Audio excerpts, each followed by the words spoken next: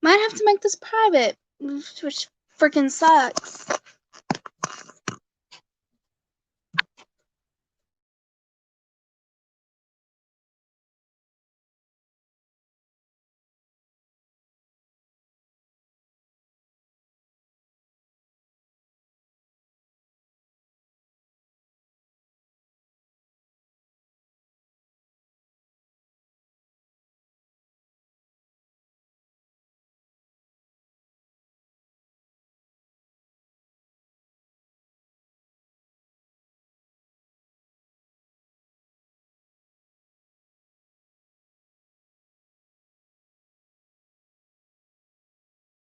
Swear. Okay.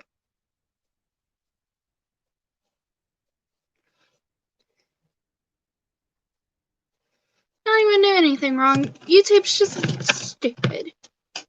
Stupid.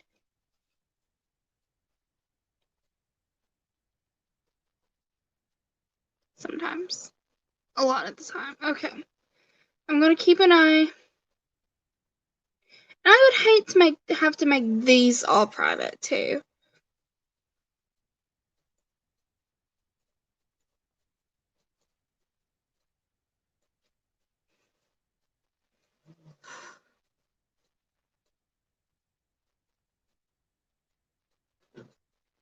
Hi, Josh. Yeah. I don't know. Alright, can I make... I think I might have to do it on here. I need moderators, because this is my other channel. Hi, Josh. Okay. Madison. And yeah, I guess Josh, you can be a moderator too. Oh, Madison, you might not know Josh. This is my friend Josh. He's one of my the people that hangs out with me on streams. So can I make... I didn't just mod like a random person, FYI. Didn't just mod a random person. Alright.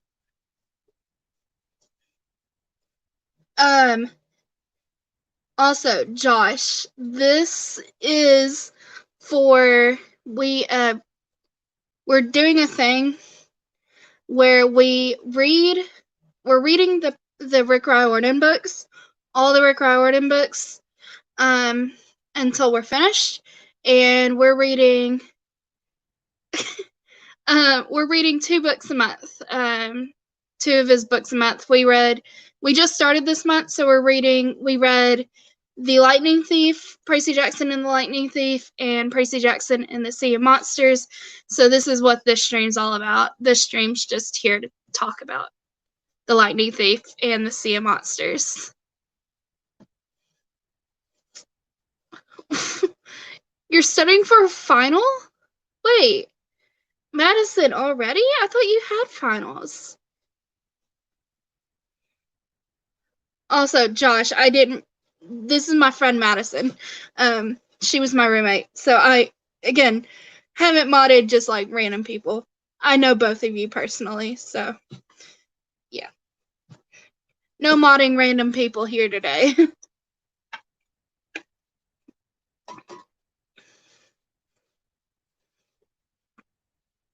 I don't know if anybody else. I messaged Kristen. Kristen said that she was gonna be here. And I sent her the link to both this one.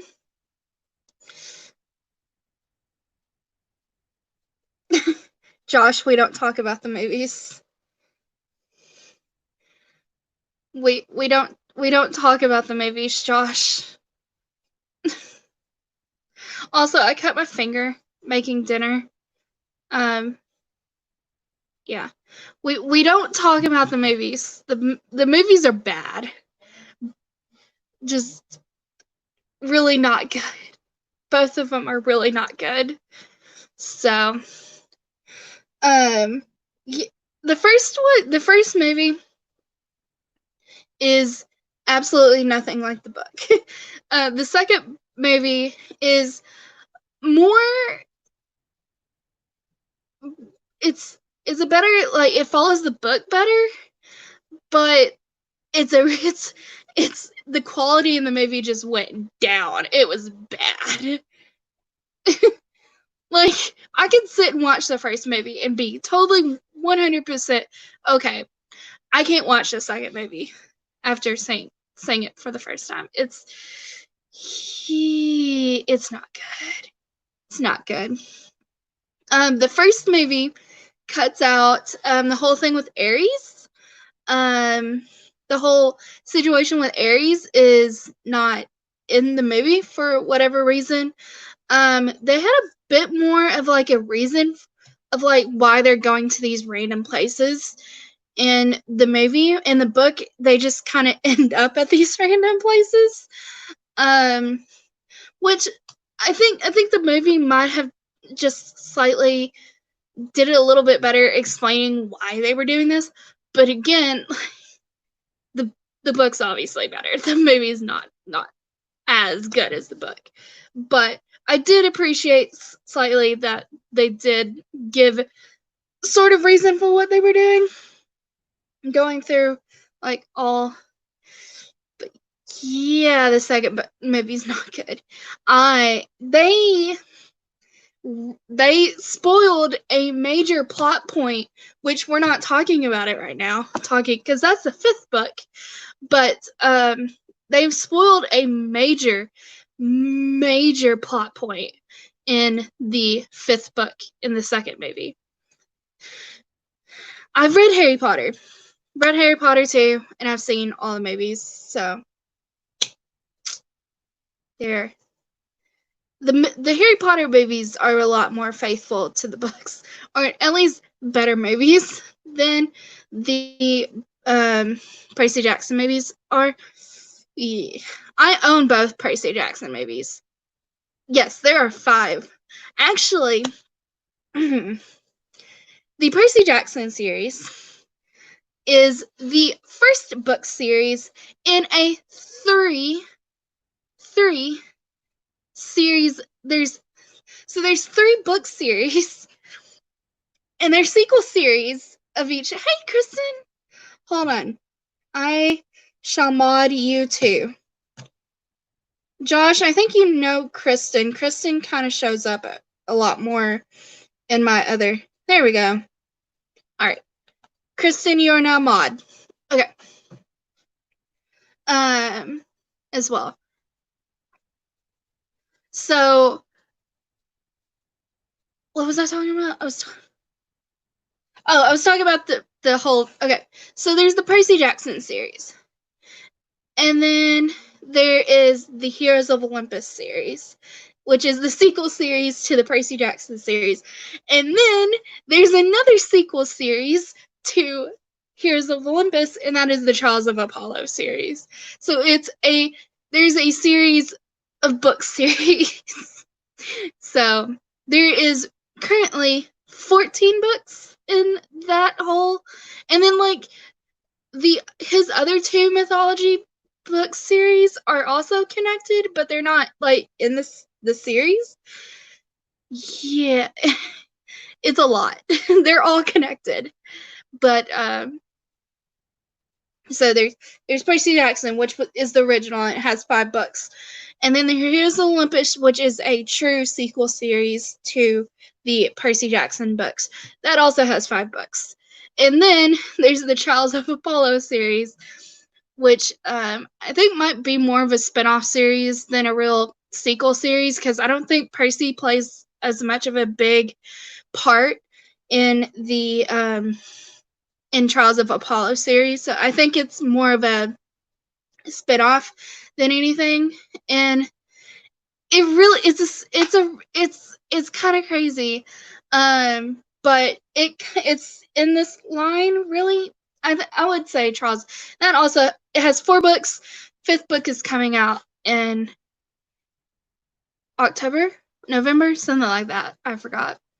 Called Tower of Nero. I think that's what it was called. And then there's his Egyptian mythology book series, which isn't really all that connected, but he did write 3 short stories, where the characters, the main two characters of the Kane Chronicles and Percy and Annabeth from the Percy Jackson series, they meet. So, and there's hints and everything.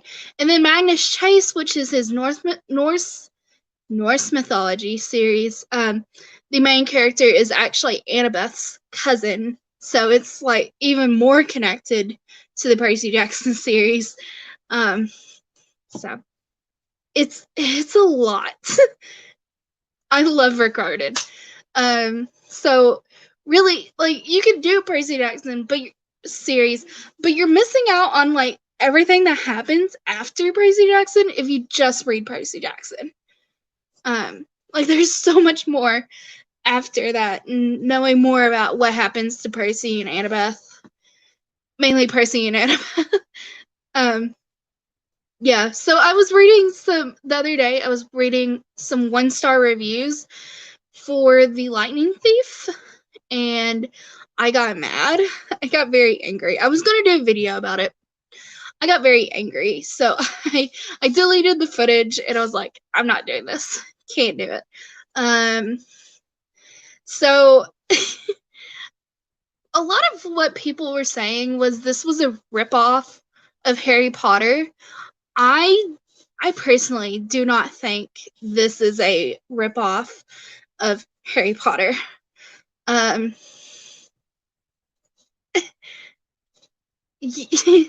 Yeah, but that was the main complaint, was like everyone okay. Oh goodness, yeah, totally. No, he died, remember? Gabe is dead. Thank you. He died. At the end of Lightning Thief.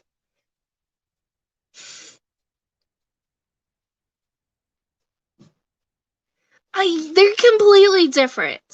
The only really thing that they're both middle grade. Both the characters are about the same age range in both their series. And that's pretty much it.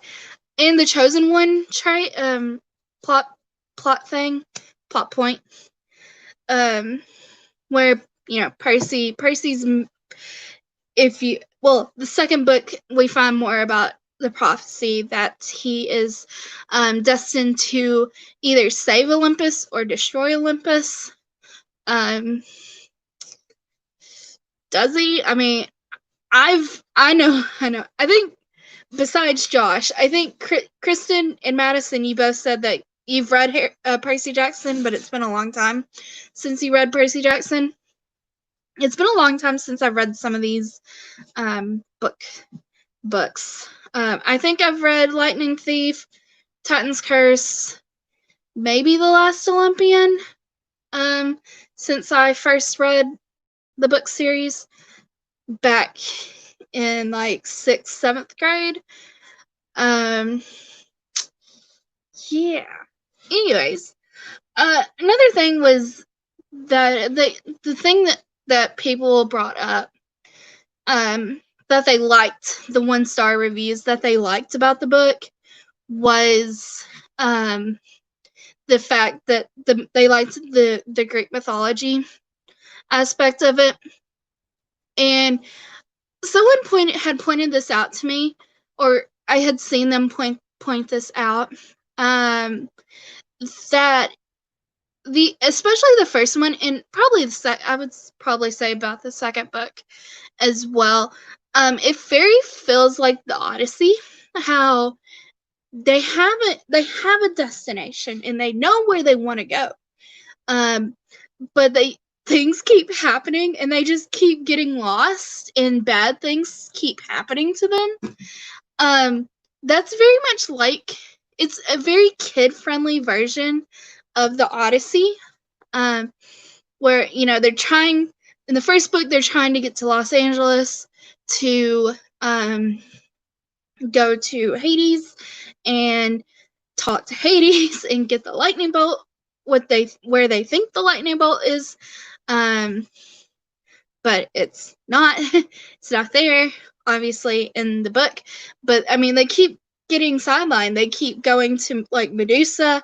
There's the casino that they end up where they get stuck in there for a while. And time is like, who knows, in the casino. Hi, Haley. Didn't see. Hi, Haley. Okay, give me a second. We're talking about the Percy Jackson books today, Haley. I shall add you as a moderator as well, Haley. Yeah. So when someone pointed that out to me, I was like, you're right. Like, basically what Rick Riordan's doing in the books is taking Greek mythology and taking a kid-friendly like spin on everything. So do you guys feel that way too? Like, a lot of the things that happen to them are things that happen to like Greek heroes in actual Greek mythology. So Troll Patrol. Yeah, so I didn't advertise this very much. Jane, I shall add you. Everybody gets a wrench, apparently. Anyways. So, what do y'all what's your thoughts about that? About that Rick Riordan's taking classic Greek myths and taking his own spin on them. Like pretty much the Odyssey. It feels like Percy Jackson's one big kind of like his whole story's almost, well, I think from what I remember in the third book,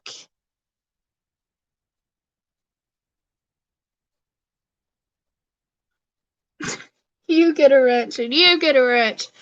Yeah. Haley, Jane, we're talking about Percy Jackson today because we've been reading Percy Jackson this month. And we're going to be every month we are reading 2 of Rick Riordan's mythology books and reading them, and then these live streams we're talking about the books we read. So last month we read The Lightning Thief and the Sea of Monsters from Percy Jackson. And next month we're getting to my favorite book of this series, which is The Titan's Curse. I don't think The Titan's Curse feels so much like the Odyssey. The first 2 books definitely do. And then the third book, the 4th book, I don't think, which is now The Battle of the Labyrinth. I think that one's pretty straightforward too. It's just them running around in the labyrinth, basically. You're upset with Percy. Why are you upset with Percy? Leave Percy alone. Another thing that people were complaining about in the 1-star reviews was that Percy is very he makes strange comment. Well, not strange. He's very much a 12-year-old boy, and he talks like a 12-year-old boy. So people complained about that, and I was like, about how he talks and everything. I'm like, have you met 12-year-old boys? Like, Percy is very much a 12-year-old boy, and he feels like a 12-year-old boy. When he gets older, he's a lot different than he is in the first book. It's because he grows older. By the time we see him again in the sequel series, he's getting close to 20 years old, which is kind of like, wait, what? Percy's nearly 20 in the Heroes of Olympus series. He's 16 by the time this series ends. He changes a lot. And if we're going by years, which I think Heroes of Olympus, the first 2 books can be like wrapped up in the same year. So we're talking about a year maybe that he's gone. He's like missing.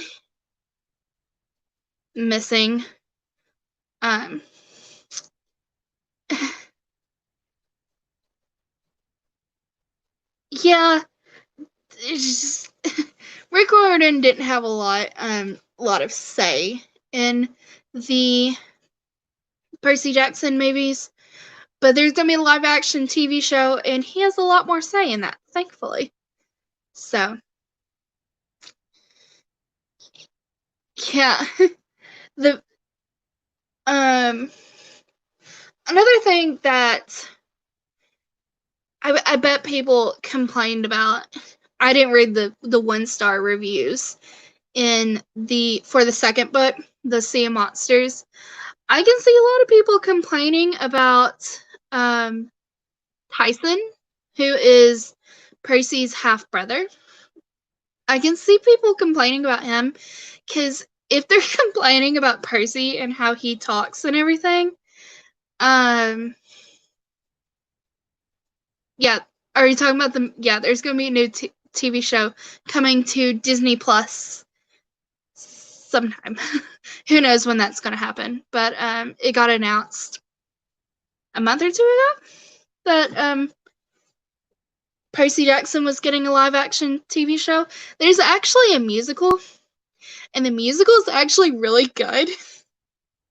The line it's just from about the first book, but it's actually really good. It's a lot better than the movie. Y'all are being quiet, except for Josh, who's just complaining about the movies. I mean, we can sit here and complain about the movies all we want, but we all hope the TV show is gonna be good. Hopefully the movies, the TV show is gonna be so much better than the movies were. Is there anything y'all want to talk about specifically about the books? It is Mountain Dew. It's actually almost empty. Yeah.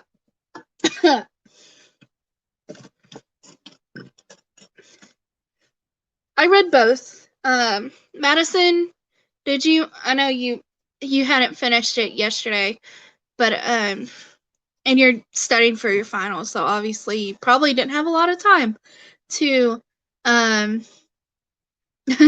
be reading Percy Jackson and the Sea Monsters. Kristen, did you read the 2 books? Your blood type.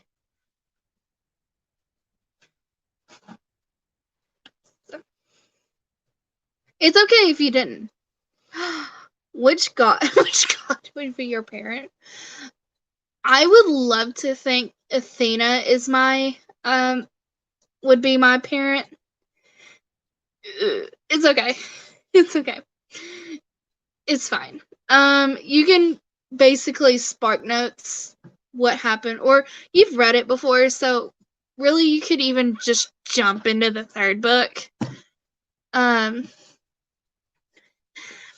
I mean, we're going to be spoiling it, pretty much. I would like to think Athena's would be my godly parent if I had one, if I was a demigod.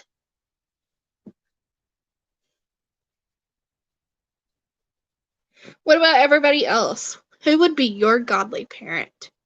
Could be male, female, could be any random one. It can't be Artemis, and I think and it really couldn't be Hera either. Can't be Artemis, it can't be Hera. Those are the only 2 that really can't. You can be her maiden. You can become one of her maidens. They don't show up until the 3rd book. I think it's the 3rd book.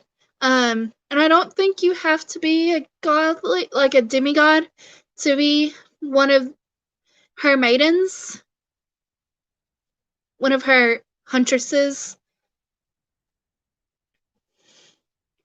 Does Thor count? Thor does not count. We can talk about Thor when we get to the Norse mythology books. But we're not to the Norse mythology books. We're only talking about the Greek gods. Hi, Wolf. Hold on. I didn't see Wolf come in. Hold on. I just see people saying hi, Wolf. There you are. Hi, Wolf. Apollo. Apollo's a decent choice. He's like, yeah, I could really see it, because Apollo is like I'm trying not to get Apollo and Hermes mixed up. Apollo is the god of like medicine, and I think they are also pretty good archers as well. Obviously, Artemis is the goddess of the hunt, so they're good at archery as well. Well, she's good at archery, but I think Apollo's medicine. I'm pretty sure. Or is that Hermes? I'm trying not to get Apollo and Hermes mixed up. Hermes is the messenger god. And I really think Apollo, because I'm thinking about like Hermes showing up in Percy Jackson in the 1st book mainly. Well, in the 2nd book too. 2nd book he helps them out. Haley would pick Medusa. Well, Medusa's not a goddess. I'm sorry. Medusa's not a goddess. She is a... What is she? There's 3 of them. Hi, Brian.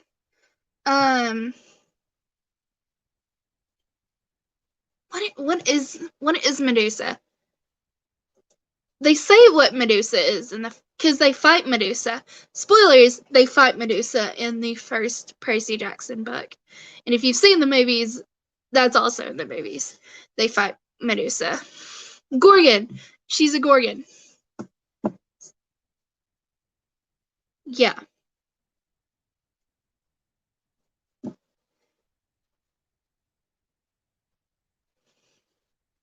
I was just thinking because Hermes has in the book has the staff with the 2.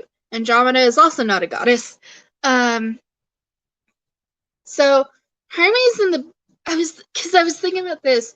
Hermes has the staff with the 2 snakes in the books, right? Haley, I could see you. Oh, what's her name? Oh, what is her name? Oh, she doesn't really show up until it's not Hestia. Because Hestia is the goddess of the hearth, like the home. That's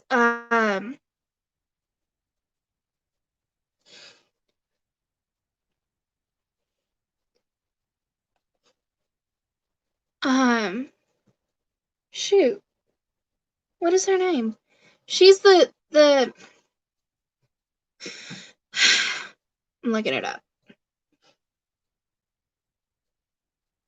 She's also like the goddess of crossroads. I want to say she's like the goddess of magic.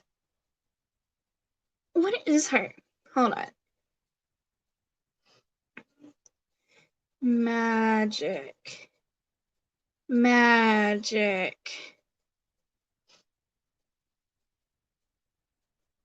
She doesn't really show up until the sequel series. Hecate. I could see you being Orion's awesome. Orion's a Greek hero. A lot of the the stars, constellations, are Greek heroes or characters in Greek myths. Andromeda is actually a woman who was tied to a rock. It was going to die by drowning, but Perseus, not Percy Jackson, who Percy Jackson actually was named after, Perseus saves her and ends up marrying her. That's the story of Andromeda. It was because like something was going to destroy the kingdom, and they tied her to a rock, and then Perseus switched, and or Perseus saved her from everything.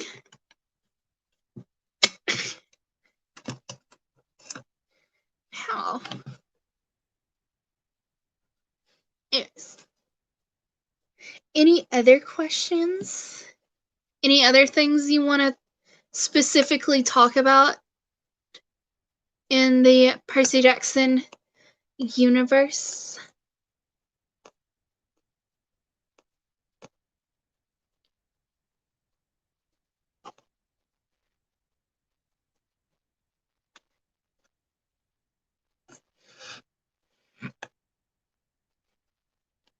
Yeah.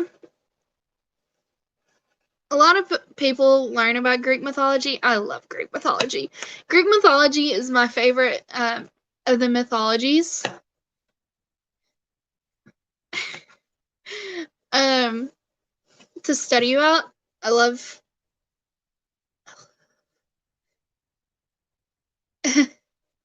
Clash of the Titans. The Titans, in Percy Jackson, the main villain of this series is Kronos. We have not seen him yet because Kronos does not show up. Kind of like Harry Potter, he doesn't show up. Voldemort doesn't actually show up until like the fourth book. Yeah, fourth book of Harry Potter. Kronos doesn't show up till the third book in Percy Jackson. We just see he's mentioned and he's influencing a lot of things that's happening in Percy Jackson, but he doesn't actually show up till the third book. A lot of what's happening is being caused by Luke. Used to know how to say it. Cassian, something like that. Luke is the son of Hermes, and his story is just really sad. Like, I'm not prepared to reread the last book in Percy Jackson because I hate how his story goes. Like, my heart breaks. He has a really sad story, and I'm not prepared for it just yet.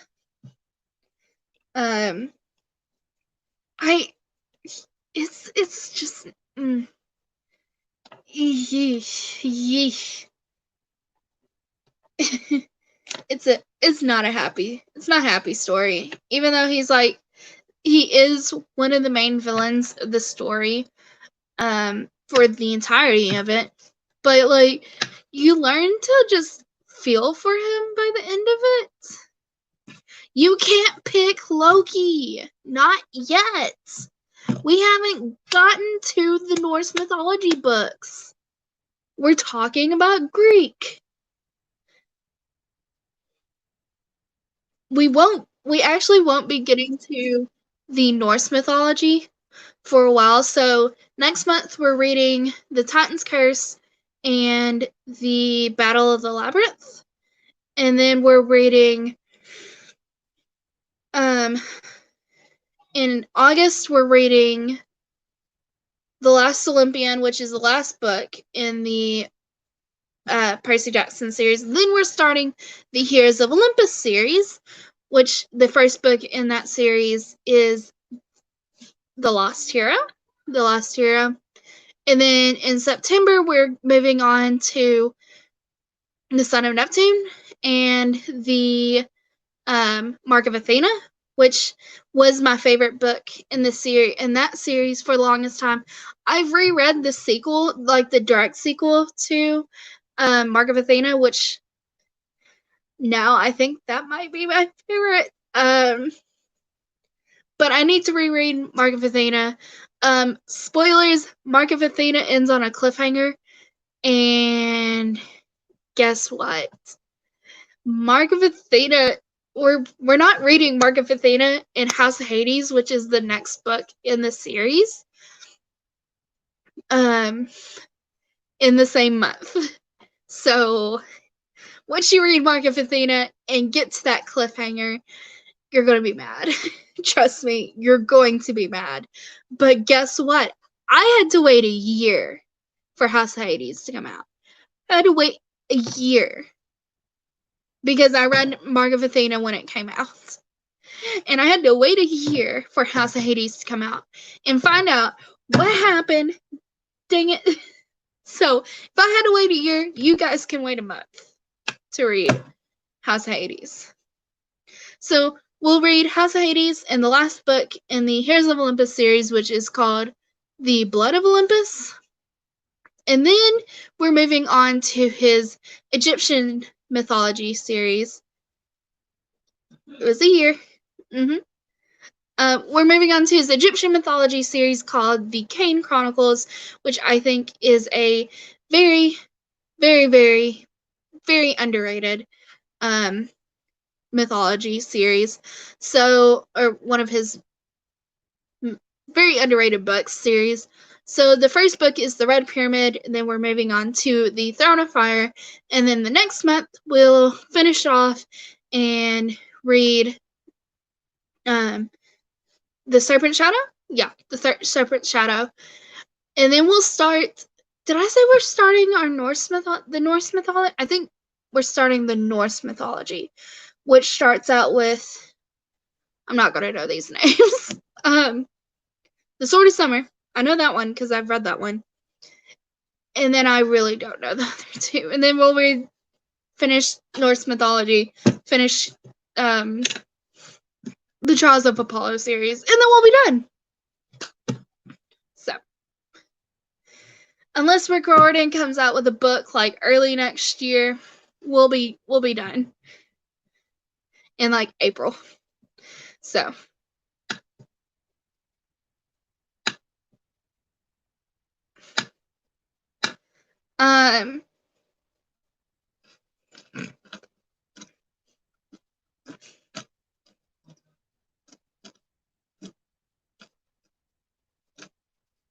Yeah, it's a lot. It's how many books? That's okay. So 5 books in Percy Jackson, 5 more books in Heroes of Olympus, 5 books in Trials of Apollo, and then 3 books in Kane Chronicles, 3 books in the Magnus Chase series. So that is 21 books altogether. 21. That's why we're reading 2 a month, so that we're not doing this for like 2 years. So we're still going to be doing this for a while, but it's less than a year that we're doing this. Yeah, you're going to know your Greek and Roman myth and Egyptian and Norse mythology. So you can pretty much find, if you go to your local library, most libraries have the Percy Jacksons, any like Rick Riordan series. Like, I haven't been to one library that doesn't have the pretty much entire collection of Rick Riordan books. Is at least his middle grade novels. I haven't been to one library.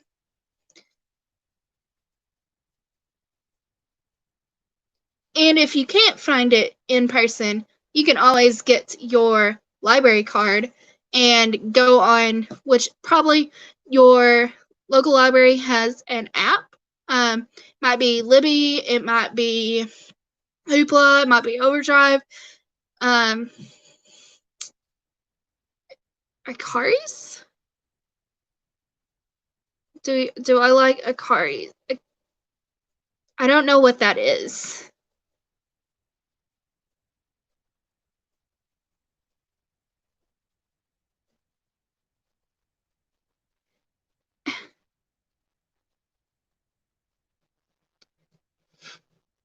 Also, I cut my finger making dinner tonight. I'm also not flipping you off, FYI. Yeah, I cut my finger. I cut my finger eating dinner. So,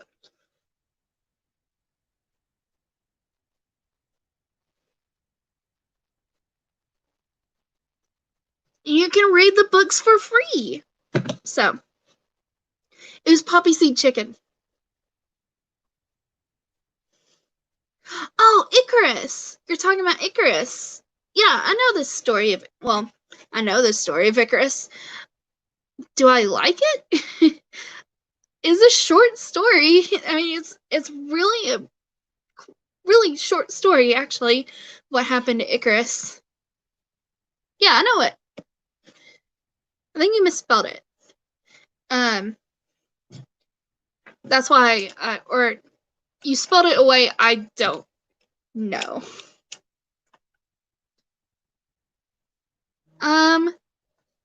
Yeah. Well, you need to get it renewed. Some libraries, you need to get it renewed. I had to get mine renewed like a couple of weeks ago, and I got mine last year.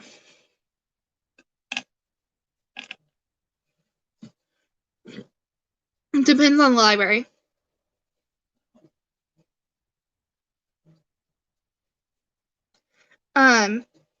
Yeah, I don't know how long this stream's gonna go, FYI. I think, which me and Kristen will be moving in, hopefully really, really soon. I mean, we have a move-in date. So by the time this time rolls around next month, we'll be in our apartment, and Kristen will be here, and well, that'll be her decision if she wants to come on camera and talk. But she'll be in our apartment.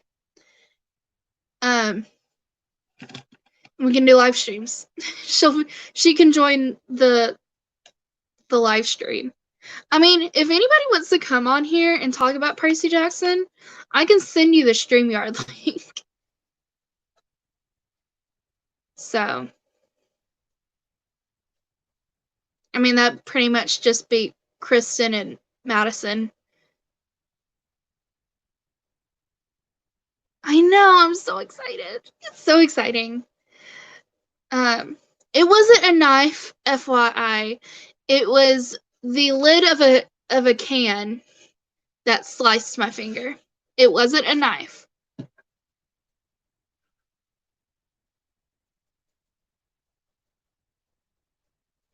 It's so good. I love poppy seed chicken.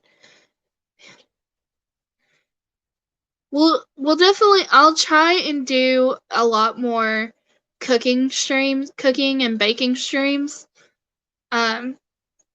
When we have our own place, cause like I feel weird when my parents are home. Too weird to like do it when my parents are home. But when I move out, it'll be Kristen who knows I stream and won't be so weird. It won't be weird.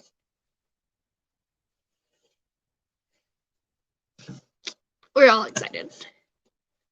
Madison lives close to me. She lives about 30 minutes away from me.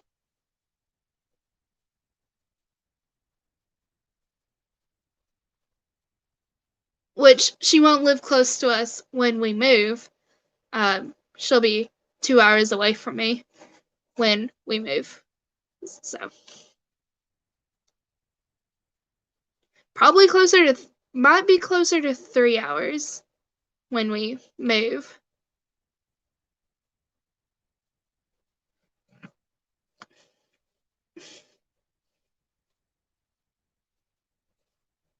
Yeah. Be very sad. Madison, you have to come visit us, though. Every once in a while.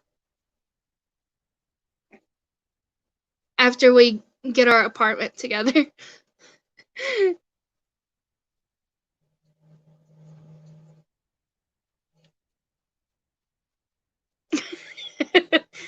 Yes. We're very excited, though. The apartment looks really cute. There's a pool, which I'm very excited about. Having a pool and not having to take care of said pool, which makes me very excited.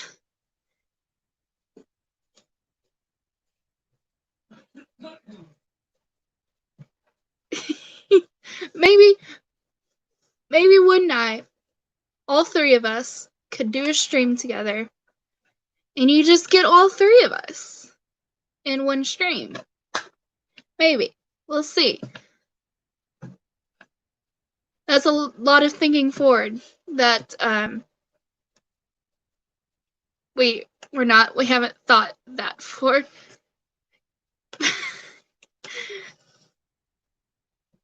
I mean, I probably will. I'll probably take a book out there and just hang out at the pool.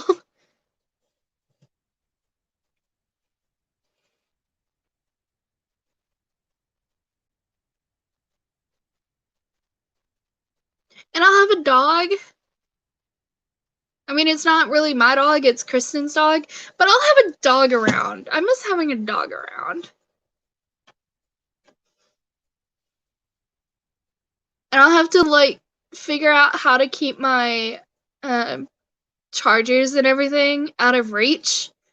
Because the last time I was at Kristen's house, Bumblebee chewed through one of my phone chargers. So we don't have a slide. There's not a slide. There's not a slide. There might be a diving. I don't remember if there was a diving board.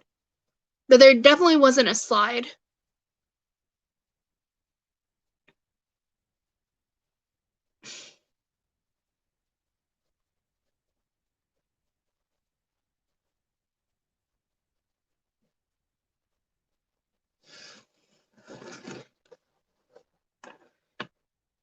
Bumblebee, from what I've seen, is very mischievous. She is a very mischievous dog. And Kristen could probably tell you more. Since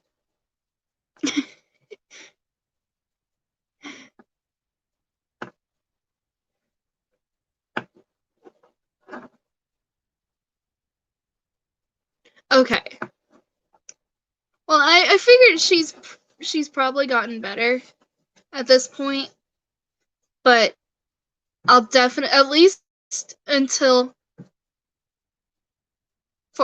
for a while I'll keep my cords out of reach of her, which might be a problem because she might get big. I can't get a dog. There's only one dog per apartment. I've been thinking about getting a guinea pig. Something like a guinea pig.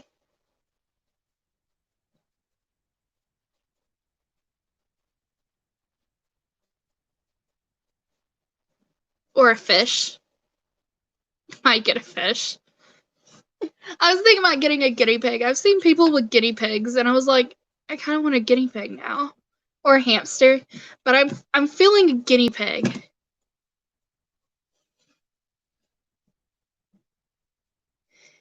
I don't know about a rabbit. I don't see. Like, now I'm feeling a guinea pig. I feel like getting a guinea pig. I don't know why my heart's kind of set on a guinea pig right now, but it is. If I can't get a dog, it feels like I should get a guinea pig. I'm not getting a ferret. That's a no. I'm not getting a ferret. Had 12 betta fish? Yeah, I was like, don't. So you had 12 different, like, tanks for your betta fish?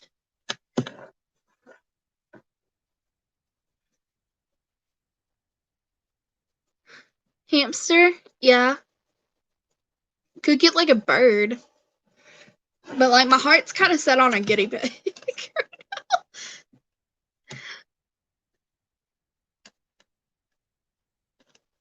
Kristen, what do you think about getting a having a guinea pig? No. No, Wolf. That's a big no. I hate spiders. That's a big no.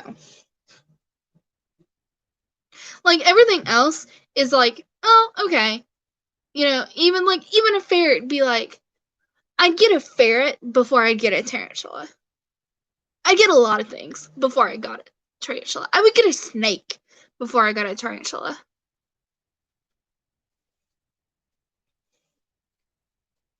Nice. Timeout? Did someone say? I mean, Josh, you can put him in timeout too.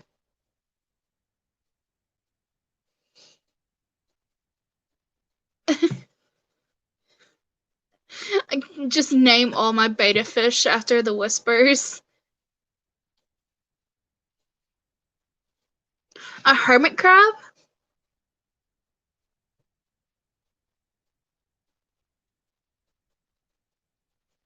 I mean, all of y'all have I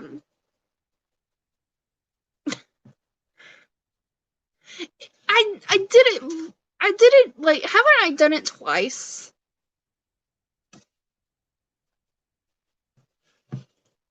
It wasn't as funny as it was the first time. Because the first time I didn't know I was putting him in timeout for 5 minutes, and then I put him in timeout for 5 minutes. It was an accident, but it was a really funny accident.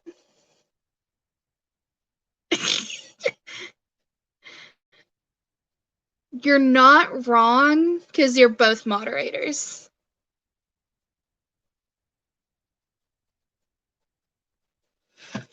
Like, I'm not afraid of snakes. I mean, well, I'm not afraid of non-poisonous snakes. I'm afraid of poisonous snakes. Non-poisonous snakes, like garden snakes, I'm not afraid of. Like, no problem. Get nothing. Pretty much any and all spiders I'm terrified of. I hate spiders a lot. Can't do spiders. Snakes, I can do non-poisonous snakes. I'd probably run away screaming if I saw a poisonous snake.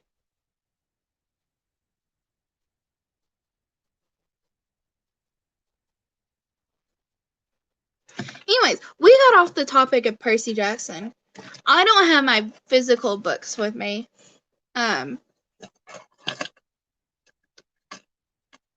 Let's see. What can we talk about? I find it kind of funny how they set up in the first book. This is just like, all right, going back. Oh, I could name him Sonic. Oh no, I like hedgehogs. Okay, I might get a hedgehog. No, in first book of Percy Jackson, they set up like this whole thing about like the gods being against each other. And that like nothing like really starts after that. No, if I got a hedgehog, his name would be Sonic. FYI. But like, it's not a very big. I kind of take that back. There are a few gods that like join Cronus's side in the Percy Jackson series. And they're pretty much all like small gods and goddesses that join the Cronus, like a lot of ones that you wouldn't know who they were. But like it's not a major plot point. Like Ares shows up and it's like, I'm against you. And then like he's not for the rest of the series. Like he's on the good guys side for like the rest. Amy, like the pink girl in Sonic, yeah, that's her name. And then in the second book, Percy gets changed into a guinea pig, and it's kind of funny. How Percy gets changed into a guinea pig. I find that part really, really funny every time I read it. I just, oh man. My phone's dying. My phone is dying. Zeus and Poseidon convinced. Okay, what did you say? Zeus and Poseidon convinced everyone that the real enemy was Cronus, and they all kissed and made up. Well, a lot of things had to change when the book series ended, and Percy really calls for like a lot of like equality for all the gods and goddesses. By the end of it, when everything's said and done, because that was what caused a lot. There's a lot more fighting, like gods infighting, in the sequel series, the House of the Heroes of Olympus series.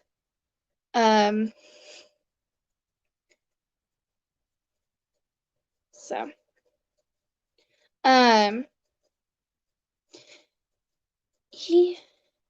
let's see what else to talk about. Well, I was wrong about how I didn't think Annabeth got almost killed at the end of Sea Monsters, but she did. That's in the movie as well. I was like really mad at the movie.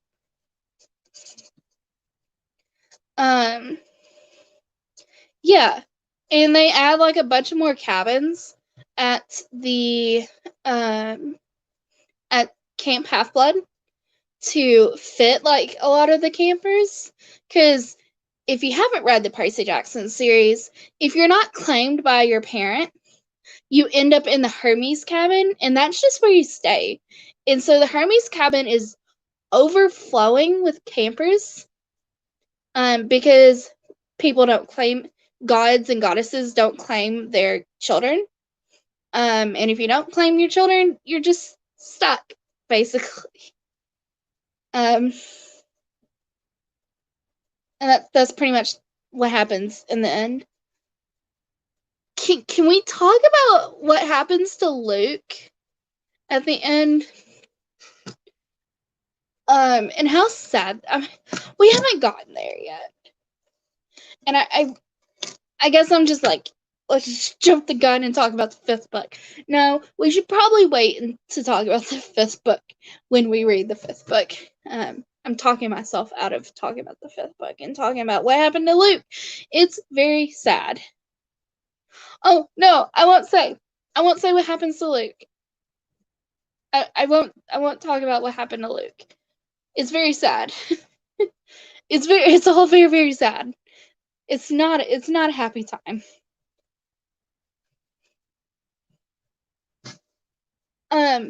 Also, if you've seen, is Pegasus in it?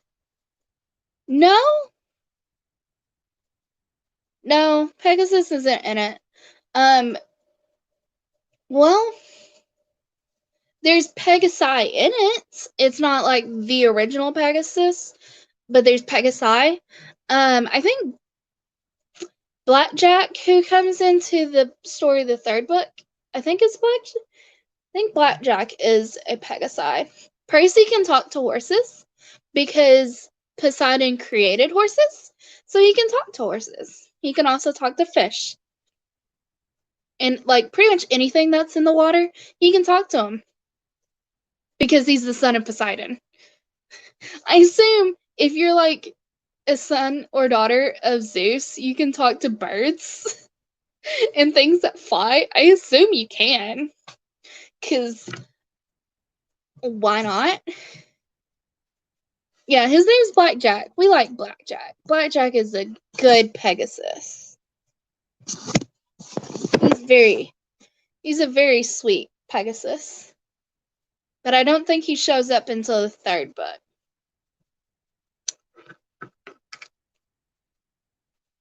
He hasn't shown up yet, but yeah.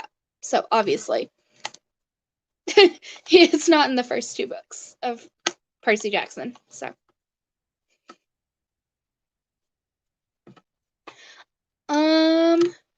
this is probably going to be a shorter stream. I'm probably not going to stream all that long tonight.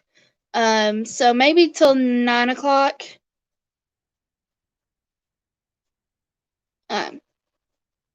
Because I haven't like talked all that much about Percy Jackson. I'm gonna look up questions, like discussion questions of Percy. I'm terrible. I'm sorry, guys. I'm sorry. I'm really bad at like creating discussions about books.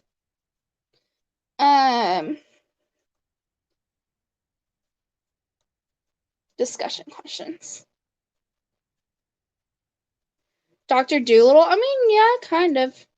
Okay. The Lightning Thief discussion guide from Scholastic.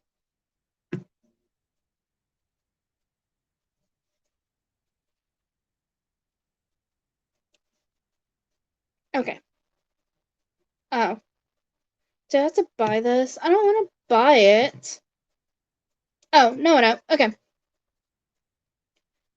This is a discussion question.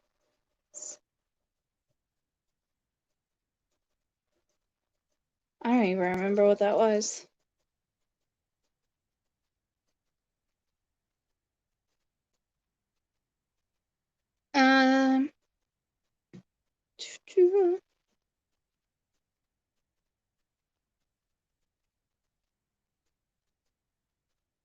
Okay, here's a few. I mean, like, there's some kind of discussion questions in these. Oh,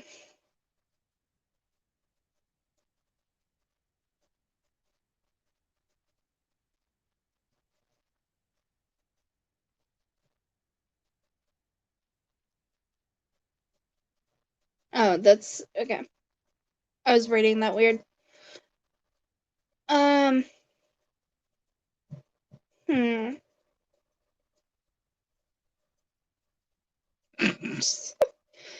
Yeah, that was the thing that Aries talked about. Okay.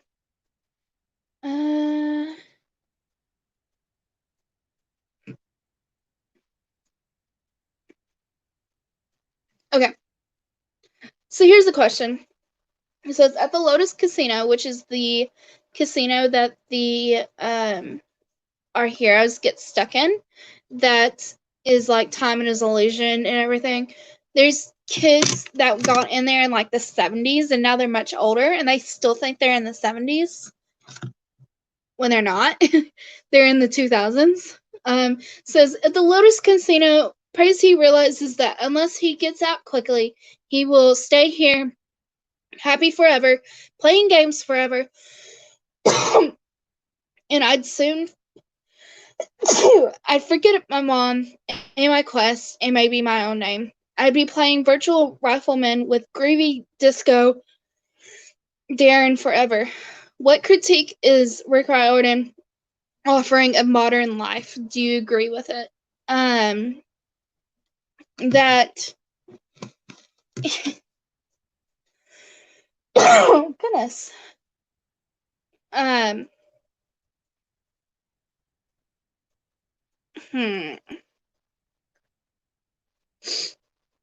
Thank you guys. So what's Rick Riordan making a critique of? Yeah, critique.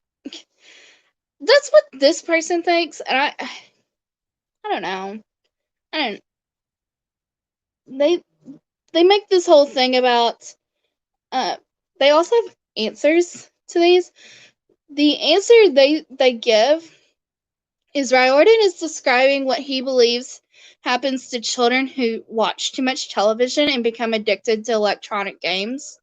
They stop thinking, they forget about time, people, and everything but their own pleasure. I think you can say that about like anything. You not just like specifically video games, television, whatnot. Anything that makes you happy can really take you away from the important things in life. So you have to find like this balance of doing the important things and your responsibilities of life, but also having a good time and having a good life on top of everything. So it's a balance of one and the other. I think that may be what Rick Riordan is also talking about, but it also might be Greek myth that I'm missing somewhere in there. Okay. When describing the effects of the mist, Chiron says, remarkable, really, the lengths humans will go to fit things into their version of reality. Yeah, it could. That's basically what he's basing. He took, especially the first. And the second one. Third one is where it veers off from all of that, but the second one also takes a lot of Greek myths that people know. It says, when describing the effects of the mist, Chiron says, if you don't know who Chiron is, he's the, if you've seen the movies, he's the centaur dude, that runs Camp Half-Blood. That's Chiron. Okay. Chiron says, remarkable, really, the lengths humans will go to fit things into their version of reality. How is this true in the novel and in Greek mythology? So the mist is what, when monsters are around, the mist makes it so that the humans don't see monsters for who they are. So they see something different. And you can't really control the mist. Can't. But there are special few people that we will meet. One of them in the Heroes of Olympus series. She is one of the main characters, and she can actually control the mist, which is an incredibly hard thing to do. Not sure what they're asking about in Greek mythology, but like media in particular will cover a story how they want to cover the story. And some people will just see what they want to see in a situation and just ignore a lot of like the facts and everything of what it is. And there's always a bias, and I think the mist could also just be the biases and the blind sides that we have going into situations. So, in honesty, there could be really like mist that we create ourselves when we're looking at different situations. So in theory, the mist is a real thing in real life as well. I don't know what they're talking about in Greek mythology as well.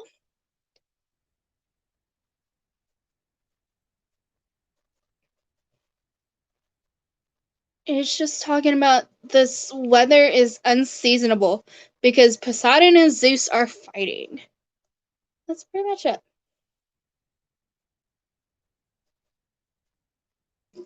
It's not even talking. It's talking about the weather. Which, yes, the weather has an effect in the whole book because Poseidon and Zeus are angry at each other. But thoughts? Thoughts about the mist and everything? How it could... I was thinking too deeply, apparently, for this answer.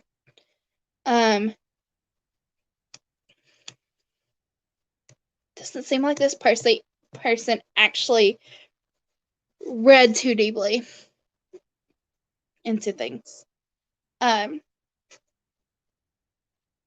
yeah, the myths in the books just kind of like changes perception of everything. So I'm making sure is everything okay? Everything okay over here? Yeah, okay.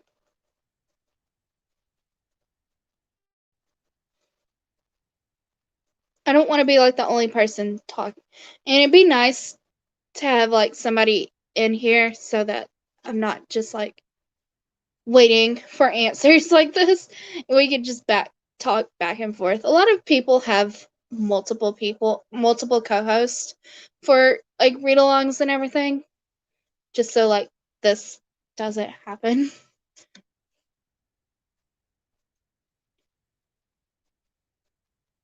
Ooh, that's a good question. That's a good question. The next one is a good question.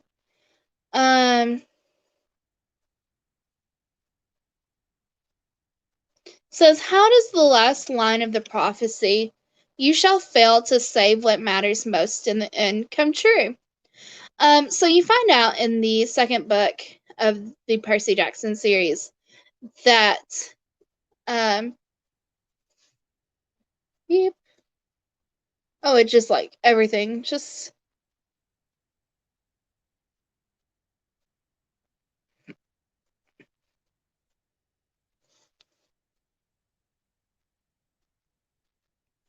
Yeah, I think that, a lot of people try and find the science of everything, trying to rationalize what's happening.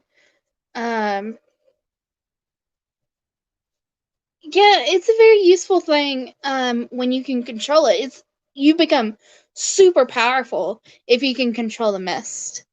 Because you can change people's perceptions, and that's a lot of power to try to be able to change people's perspectives, change what they're seeing. That's crazy powerful.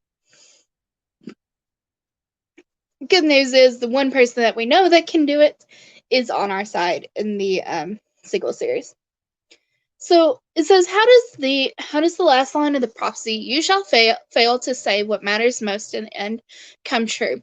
What do you think of this ending? Did Percy make the right choice? I think Percy made the right choice in the end, but we find out in the second book. So when the sirens attack the Annabeth and Percy, Annabeth sees her family and Luke and in New York City, and she says that what is shown is her fatal flaw, and that is her fatal flaw being pride. We find out later that Percy's fatal flaw is friendship and caring too much about his friends. Luke, in the very beginning, when we first meet Luke is a very helpful person, and then he turns on Percy. I think and it hurts Annabeth what happens to Luke in the first book, that Luke betrays them, because she looked up to Luke a lot. She's known Luke for a long time at this point. And so when Luke betrays them, it's he just,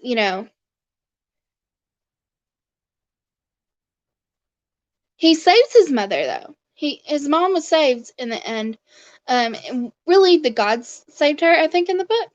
Um And that's the thing, is that he didn't save Luke. He didn't save his friends from being betrayed by Luke, and he didn't save Luke, who was a friend in the beginning, from what's going to happen and the terrible things that are going to happen and the ultimate end of Luke. And this might be foreshadowing what happens to Luke in the end, that he's not going to be able to save. In the end, he's not going to be able to save the people, a lot of the people that matter most, his friends. A lot of people do not make it out in the end of Percy Jackson. It's very sad. Very, very sad. What happens to a lot of people. So,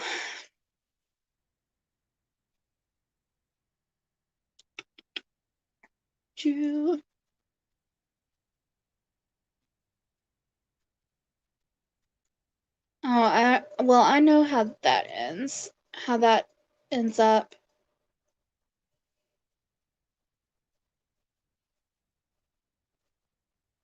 But yeah, Percy Jackson's fatal flaw is actually his friends. Being loyal to his friends, that is his fatal flaw.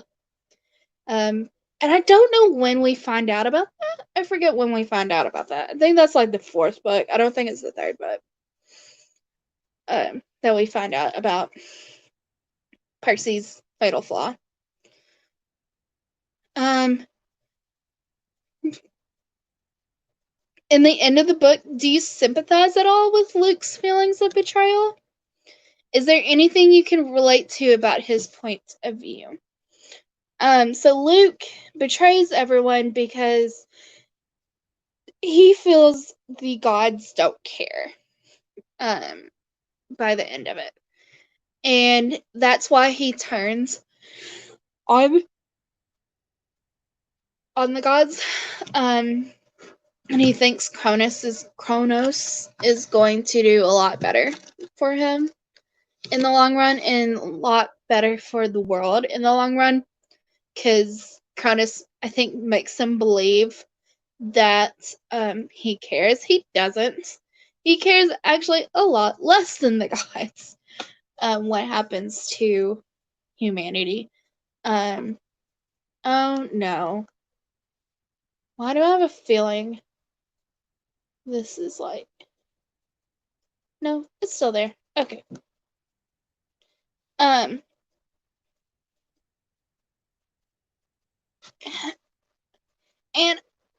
I really sympathize with Luke. His story's a sad one. It's not a happy story at all. He his mom kind of goes... we see his mom briefly, or hear him talk about his mom briefly. I think Percy even meets I think they even meet Luke's mom in the 4th book. And she's just kind of gone crazy when yeah, wiping out everything is not the answer, but he really believes that it is the answer, that Cronus is the answer to everything. And I am bothered because they misspell Cronus in this thing. It's a K. Cronus with K. His mom has kind of gone crazy, and we get this feeling that when Luke was home, she was still kind of crazy.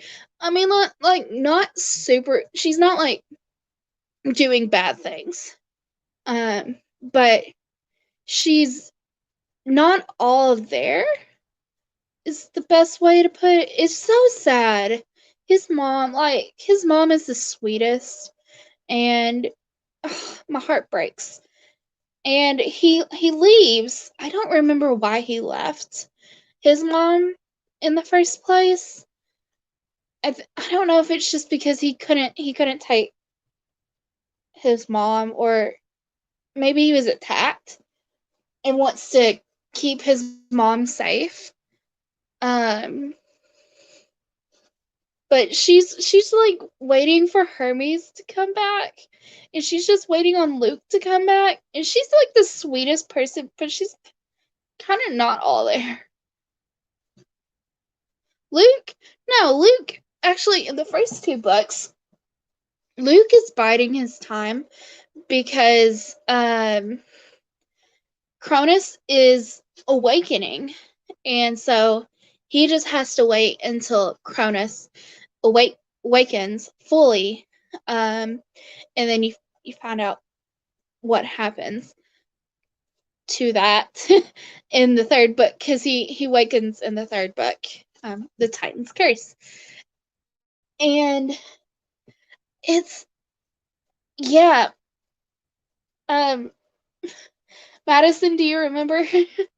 I don't know if you remember what happens when Cronus finally does awaken, but he actually bides his time, and he weakens Camp Half-Blood, because the less people that are fighting against him when Cronus does awaken, the better.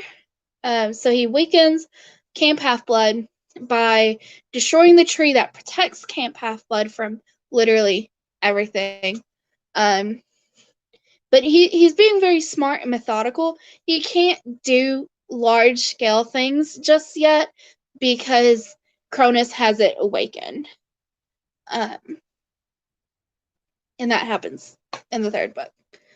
I think it's the end of the 3rd book.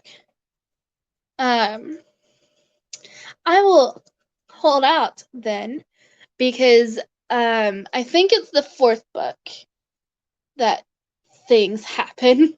Like things get real quick. The 3rd book has one of my favorite storylines in it. I like a good kidnapping story. So the 3rd book the 3rd book's my favorite. Or was my favorite for the longest time. I don't know if it's still my favorite. I really like the 3rd book. The 5th book is really good too. The last book of the series. I know my friend Naomi, who couldn't be here tonight, but she'll hopefully be here for later streams for Percy Jackson. She's the one that got me into Percy Jackson in the first place. She really liked Battle of the Labyrinth. I think Battle of the Labyrinth is still her favorite. So, hopefully she'll be around. She lives in Arizona right now. So, fingers crossed she'll be here for next stream. And then I don't think there's really any more questions. I don't see like any discussion questions on Sea of Monsters. Because a lot of people just talk about the first book, because I know a lot of people did read. It's a really good series. Ooh, nope, there's a Scholastic discussion guide. Okay, hold on. We're gonna go through this and talk about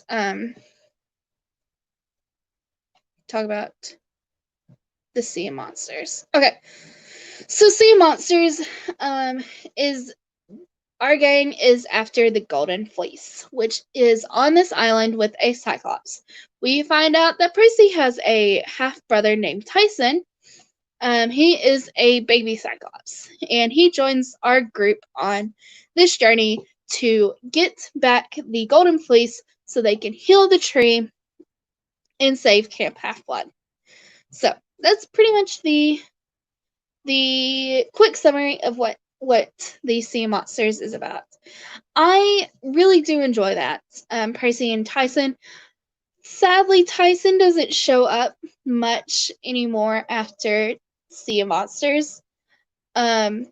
He's mentioned a few more times, but he isn't totally in the series anymore after Sea of Monsters, which makes me very, very sad, because I really like Tyson. I think he's a very adorable character.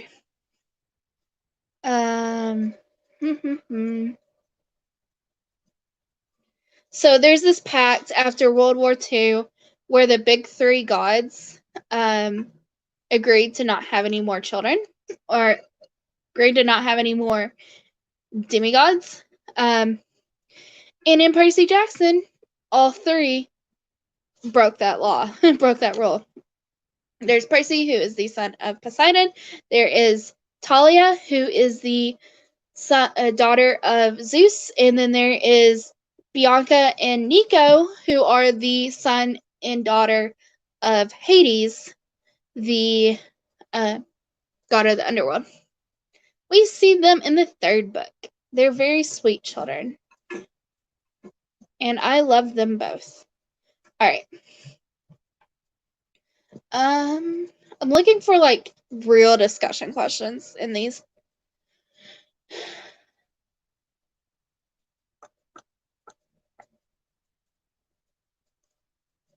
It's hubris. Yeah. Hubris is pride. That's what it. Okay. She say?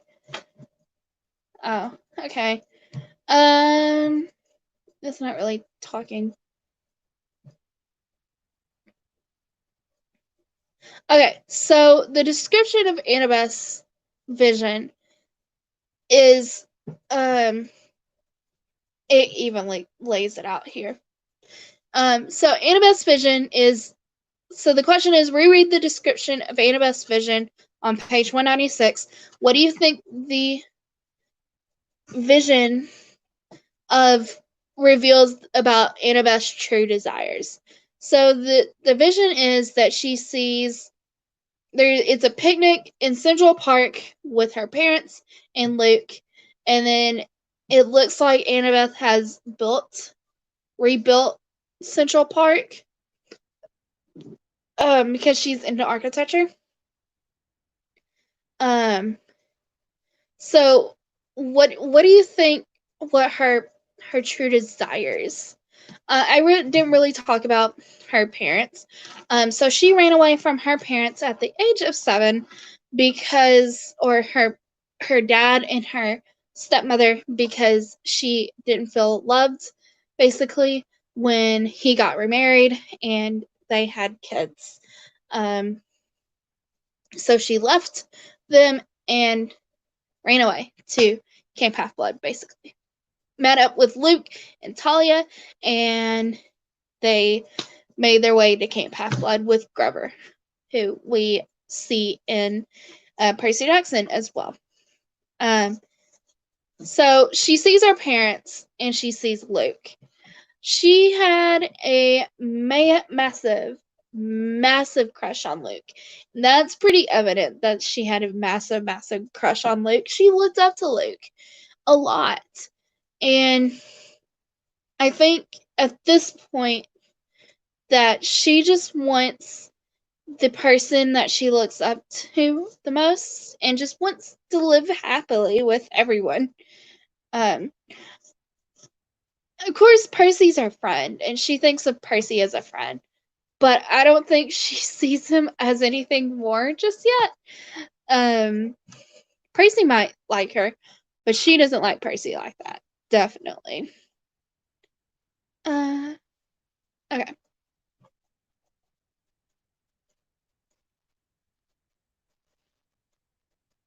But yeah.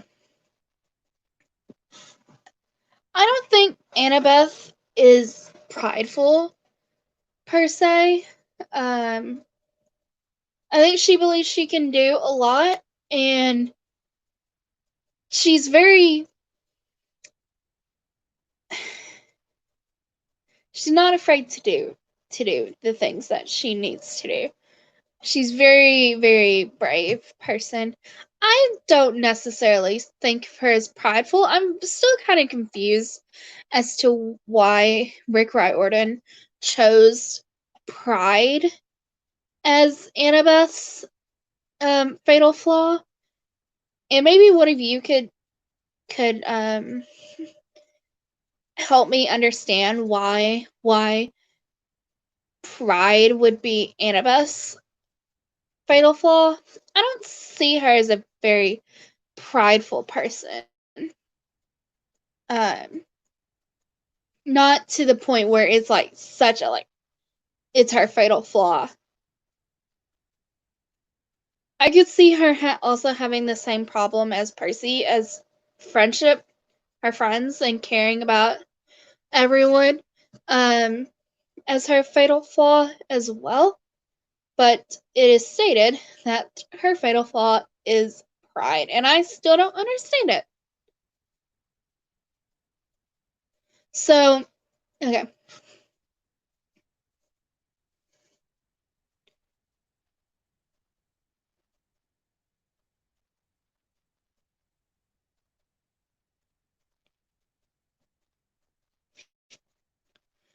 After Cersei turns Percy into a guinea pig, she tells him he has unlocked his true self. Do you agree with Cersei? If so, explain why. If not, then when in the book, if ever, do you think Percy does unlock his true self? I don't think Percy really figures himself out until much later in the series. He's slowly discovering himself and his place in the world. He's still kind of confused about everything. Cersei just sees men as pigs, and the reason she even says it, that she used to turn them into pigs, but pigs are too much to take care of, so she turns them into guinea pigs instead. This person says when he gets the golden fleece back, but he was a hero in the last book, so I don't even think that's necessarily when he finds his true self.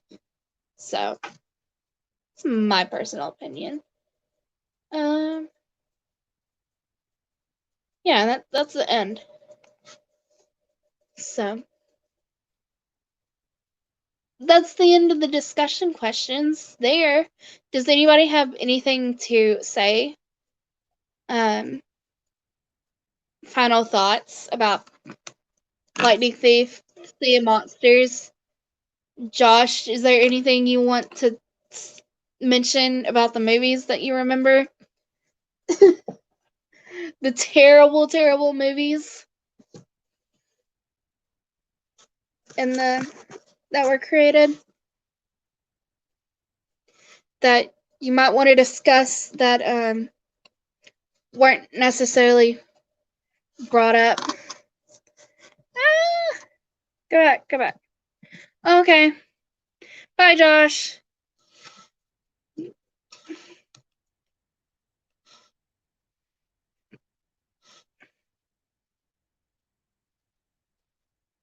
I don't know how.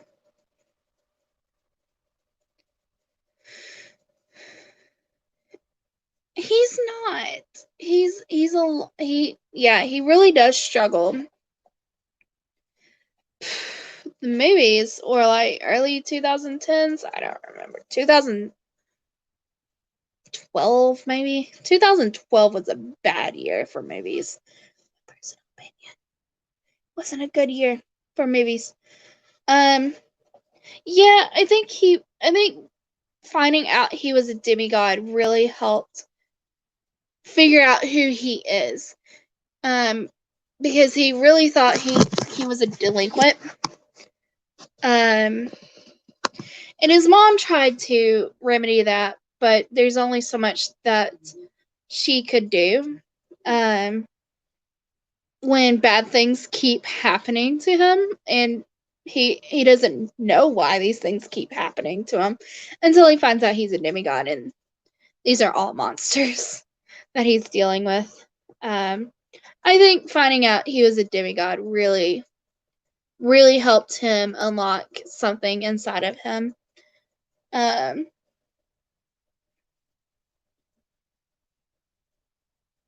another thing, this kind of comes up as a point. He's best friends with Annabeth, who is the daughter of Athena. Poseidon and Athena do not like each other, and he's best friends with a daughter with Athena. And I think that's a struggle as well to not be so much like his dad, but still kind of be like his dad. Take off.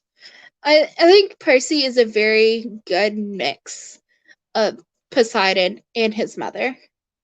Yeah, I think it really helps later on, when he becomes a lot more powerful. This is just the beginning for him.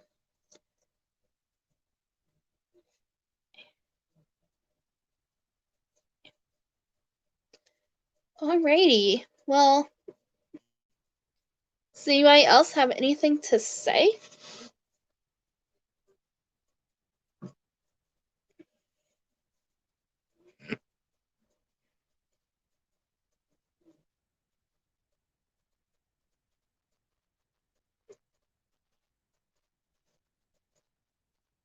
Well, if you guys want to join us next month in discussion, we will be reading.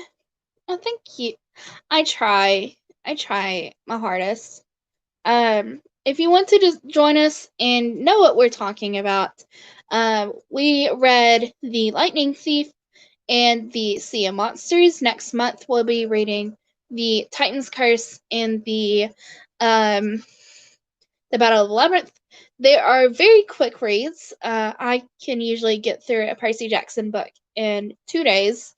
So if you want to join in with our discussion, it's okay. Y'all can read them. I don't recommend the movies. Do not watch the movies. They are bad. So yeah, it looks like you might need to. Maybe one day we'll start reading the Walking Dead comics, and then we can talk about those. Do a Walking Dead, like, read through the Walking Dead comics. Guys, hold on. Before we go, did you see that there's going to be a Negan novel? A new Negan graphic novel coming out? Set after the Walking Dead comics? Next month? So next month I'll type it in the comics. The comments. Next month... Yeah. Next month is Titan's Curse, and Battle of the Labyrinth. And you should be able to find these at your local library fairly easily. So, because they're pretty much always in libraries, to be honest. You should be able to find them. Yeah. Anyways, thank you guys for joining us. I'll be streaming Friday, game night on my normal channel, so we can, have fun and play more Quiplash and Fibbage. And Madison, I will send you a link to our because we've always kept them on unlisted because YouTube does not like me at all. So, yeah. Anyways, love you guys.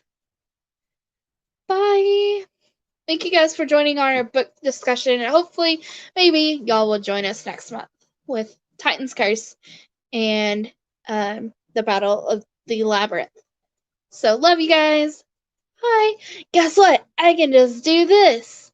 Haha. Also, Haley, you don't have to be in control of Wolfie's streams anymore. Crazy, right? Because he doesn't need a computer to control his streams. Anyways, alright. I was just very excited when this happened. All right, bye guys.